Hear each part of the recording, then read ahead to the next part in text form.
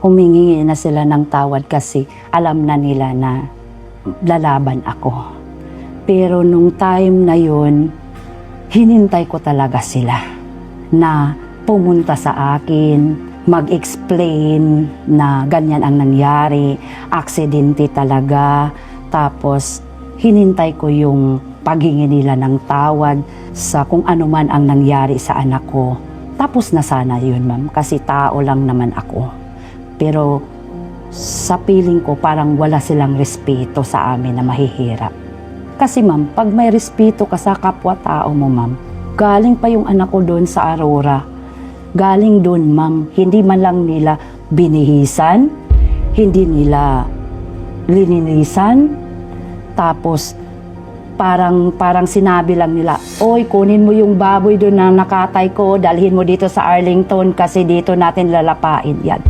Tapos dinala nila yung anak ko doon sa Arlington, walang kasama, walang apelyido, walang teammates na kasama, na kahit nag-convoy lang, ma'am, wala talaga. Silang respeto, ma'am, patawarin mo pa agad-agad. Respeto lang yung gusto kong kunin sa kanila. Hindi mo talaga mapatawad ka agad-agad yung mga taong walang respeto sa'yo. Kasi ma'am, nung dumating kami sa Arlington, ilang oras po ako naghintay para pumunta sila doon, mag-explain. Ganito yung na-aksidente nangyari, ganito po yung nangyari, kaya na-aksidente yung anak mo. Kasi sinabi ko, pag aksidente talaga, may answer din yun. Di ba pag mag-aksidente ka, sabi, aksidente, tapos bakit? Anong nangyari? Nawalan po siya ng preno, nakatulog po siya. Di ba ganyan?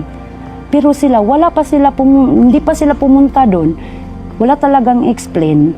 Tapos naghintay pa ako nakarating po ako sa Arlington, alas 2:40 po ng hapon ng June 9. Hanggang 1 AM na ng gabi.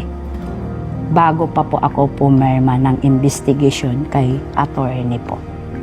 Kasi hinintay ko pa po yung yung pagdating nila doon, nasamahan ako nila, dadamayan nila ako, tapos yung sasabihin nila, mami, patawad talaga, ganyan talaga nangyari. Kasi tao naman lang tayo, di ba? Marunong din tayo magpatawad sa tao.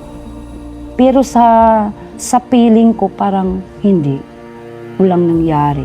Kaya yun, masabi ko na wala silang respeto. Kapal talaga ng mukha. May mensahe po kayo sa Ateneo. Ano po yun? Sana magsabi sila ng katotohanan. Katotohanan na may respeto, pagmamahal sa kapwa-tao, ma'am.